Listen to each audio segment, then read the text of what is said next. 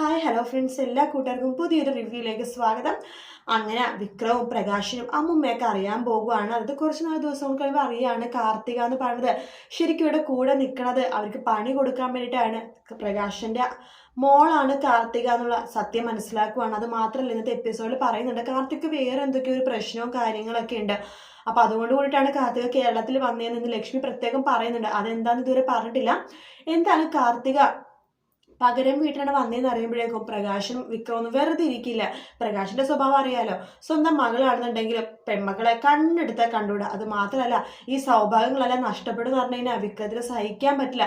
എല്ലാവരുടെയും തല തല്ലി പൊട്ടിച്ച് അവിടുന്ന് മോഷണം നടത്തുന്ന ഒരാളാണ് വിക്രം. അപ്പൊ അതുകൊണ്ട് തന്നെ ഈ സൗഭാഗ്യങ്ങൾ കോടിക്കണക്കിന് ഇട്ടുമൂടാവുന്നത്ര പണവും സ്വത്തുക്കളൊക്കെ ഉണ്ട് നമ്മുടെ കാർത്തികക്ക്. അപ്പൊ ആ ഒരു സംഭവങ്ങളൊക്കെ പോയി കഴിഞ്ഞാൽ ജീവിച്ചിട്ടേ കാര്യമില്ല.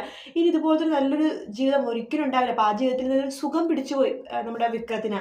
അതുകൊണ്ട് തന്നെ സത്യങ്ങൾ അറിഞ്ഞാലും വിക്രം അതിന് മിക്കവാറും നമ്മുടെ കാർത്തികനെ എന്തെങ്കിലുമൊക്കെ ചെയ്തിട്ട് അവിടെ തന്നെ രാജാവായിട്ട് വാഴാനാണ് ചാൻസ്. കാരണം കാർത്തിക എന്ന് പറഞ്ഞത് ഒരു പെണ്ണാണല്ലോ എന്ന രീതിയിൽ മാത്രമേ പ്രകാശനും അതുപോലെ തന്നെ വിക്രമൊക്കെ മനസ്സിൽ കരുതുന്നുള്ളൂ. അതുകൊണ്ട് തന്നെ വിക്രം ബാക്കിയുള്ളടുത്ത് തലക്കടിച്ച് സ്വർണം കവരണ പോലെ ഇവിടെയും കാർത്തികൻ എന്തെങ്കിലും ചെയ്തിട്ട് ആ കാർത്തികയുടെ സ്ഥാനത്ത് ആ വീട്ടിൽ കഴിയാൻ ചാൻസ് ഉണ്ടായിരുന്നു. വിക്രത്തിന്റെ സ്വഭാവം അങ്ങനത്തെ ഒരു സ്വഭാവം ആയത് കൊണ്ടിട്ട് ഇനി എന്തായാലും കാർത്തികയുടെ കാര്യങ്ങളൊക്കെ തന്നെയായിരിക്കും കാണിക്കുന്നുണ്ടാവുക. പിന്നെ അതിനെ കൂടെ ക്രിസ്റ്റിയുടെ അധികം കാണിക്കാനൊന്നും ചാൻസ് ഇല്ല കേട്ടോ. കാർത്തികയുടെ ഭാഗങ്ങൾ തന്നെ കാണിക്കുന്നുണ്ടാവുക. കാർത്തിക് ഇനി വല്ല അസുഖമാണോ അല്ല എന്തെങ്കിലും വിവാഹ ജീവിതം എന്തെങ്കിലും പരാജയപ്പെട്ട് ഇങ്ങോട്ട് കേരളത്തിലേക്ക് വന്നതാണോ, അതിനെക്കുറിച്ചുള്ള കഥകളായിരിക്കും ഇനി ഫ്ലാഷ് ബാക്കിലൂടെ ഈ ആഴ്ചത്തെ പ്രൊമോയിൽ എന്തായാലും കാണാൻ പോകുന്നത്.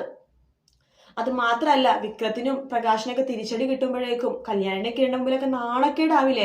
അതുകൊണ്ട് കൂടിയിട്ടായിരിക്കും കേട്ടോ വിക്രം മിക്കവാറും കാർത്തികേനെ തല്ലിയിട്ടിട്ട് ആ സ്ഥാനത്ത് കയറിയിരിക്കാൻ പോണത്. എന്തായാലും കാത്തിരുന്നാലേ കാണാം. വീഡിയോ ഇഷ്ടപ്പെട്ടെങ്കിൽ ലൈക്ക് ചെയ്യുക, സബ്സ്ക്രൈബ് ചെയ്യുക, കമന്റ് ചെയ്യുക. മറ്റൊരു വീഡിയോ ആയിട്ട് വീണ്ടും കാണാം. Take care, bye bye.